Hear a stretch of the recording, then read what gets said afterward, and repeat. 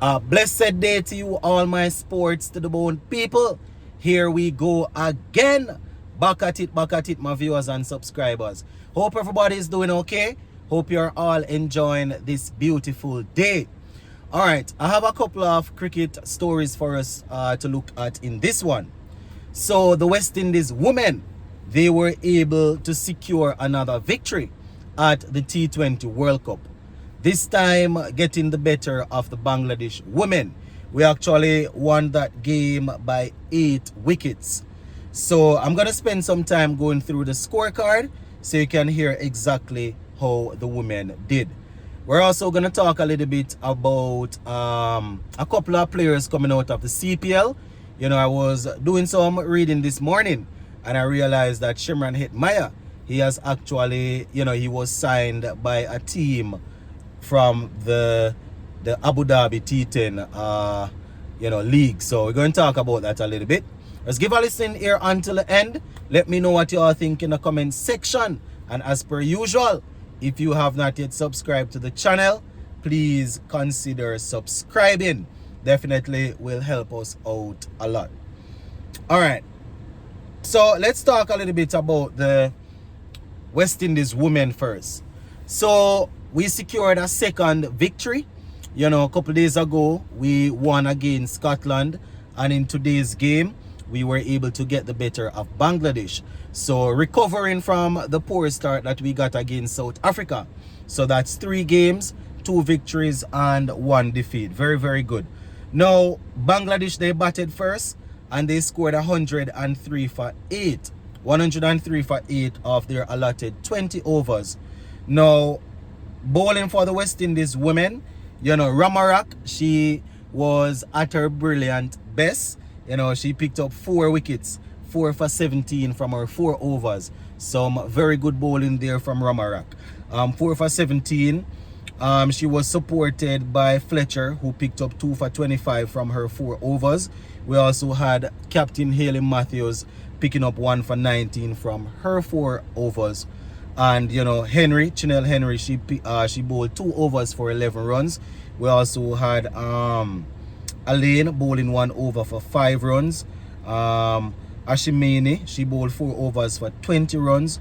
Joseph 1 over for 5 runs. So that's how the bowling went for us. Now, in terms of how they lost the wickets, they were 18 for 1, 33 for 2, 73 for 3, 75 for 4, then 75 for 5, 96 for 6, 100 for 7, 100 for 8, and they got 3 more to that. So 103 for 8 all out.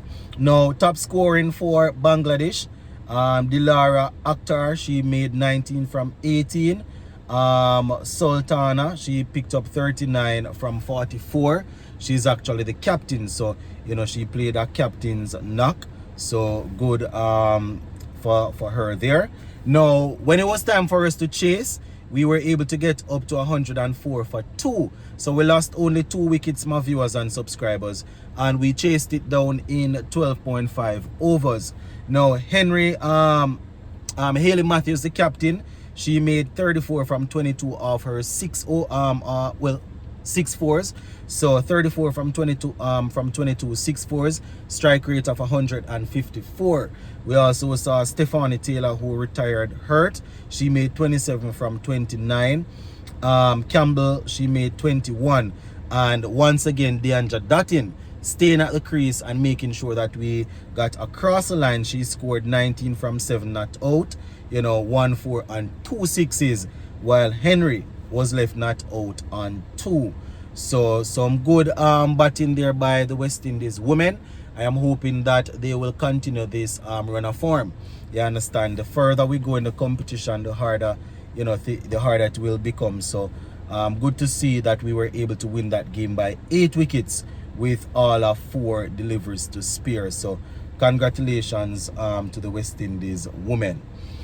All right, let's talk some CPL. I mean, CPL is already done. We make a lot of video talking about CPL and stuff, but I just want to say that I am happy how CPL turned out this year. My team that I was carrying didn't win. That's the Antigua and Barbuda Falcons. We didn't win. Didn't even go close at all. But, you know, a couple of players that I really and truly wanted to see get some runs and some wickets, you know, they were able to use the CPL to get themselves back up and running. One such player, Shimron Hetmyer, not to say that he wasn't up and running, because, you know, he was always there in different squads around the world playing T20 cricket.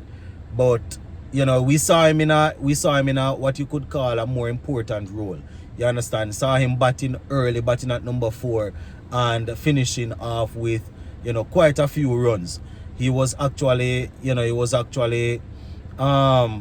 I don't want to say unplayable, you know, but it was difficult to bowl to him this season. You know, he looked mature, looked as if he was looked as if they spoke to him, you know, saying that they probably want him to captain the franchise pretty soon. Shimron Hetmyer is getting a little bit older. The way how he played, you know, he looked as if he's working for that position. You understand? He batted well. You know, we saw him in the field motivating the players, moving around, talking a lot, helping in terms of setting the field and stuff like that. So, you know, that was good to see. I was looking at some stuff this morning, and I saw that he actually got signed by the Abu Dhabi team. You know, so he's set to take part in the Abu Dhabi T10 League once again. We know how this these franchise thing go already. T10, T20, T5, T2, T1. All in the CPL, when I see T5 the other day, man. But all kind of things going on. You know, I've always said it's good to have the players actively playing. You understand? My only issue is, you know, sometimes we would prefer to see them playing international cricket. But, you know, once they're active, you know, it just means that they are they are keeping themselves almost ready. You know, playing international cricket is always going to be number one for me.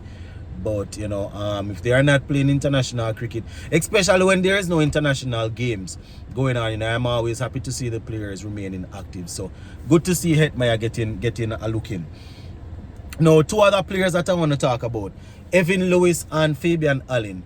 They will also be active. You know, they will be taking part in the South Africa T20 in January.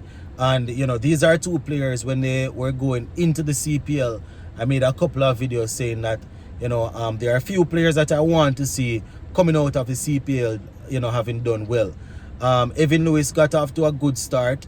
You know, he even got a century. Unfortunately, he was unable to really kick on. You understand? But, you know, he actually got invited into both squads, T20 and ODIs, to take on Sri Lanka. So the fact that he's going to be in the South Africa T20 League also just means that, you know, people around the world are starting to look again. So it's going to be interesting to see how he plays when we go to Sri Lanka. And Fabian Allen, the same can be said of him, you know. Also got invited back into the international setup. So, you know, definitely looking forward to seeing how he will perform. I have always said that in terms of our bowling, Goody Kishmoti and Akil Hussain, they are ahead of him, you know, bowling wise. But we know how dangerous he can be with the bat. We haven't seen it in a little while, so, you know, I'm hoping that he will get back to that level where we can say, if we're picking another spinner to bat down the order, we know that we can actually get good runs from him. So, you know, just wanted to drop those couple of things in. So you're going to leave it right there. Big up.